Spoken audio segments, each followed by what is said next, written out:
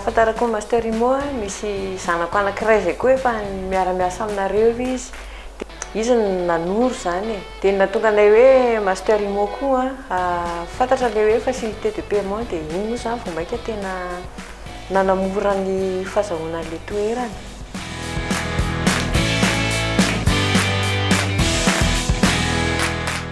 Nahafinaritra tamin'ilay terrain zany tonga dia hita hoe tsy lavitra loatra ny Tanarivo zany izy fa madio be ny rivotra, tsara ny toerana dia ny environnement ilay izy moa mahafinaritra, mangingina, calme tsara.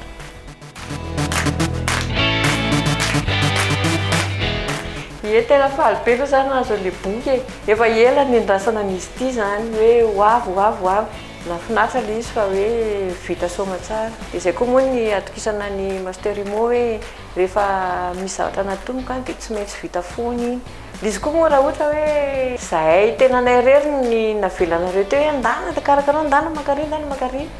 Sarotra be ny ahavitana azy fa izay moa zany hoe ny antopisian'ny Master Imo koa hoe mba hikarakara ny olona, hanala fahasahiranana ny olona.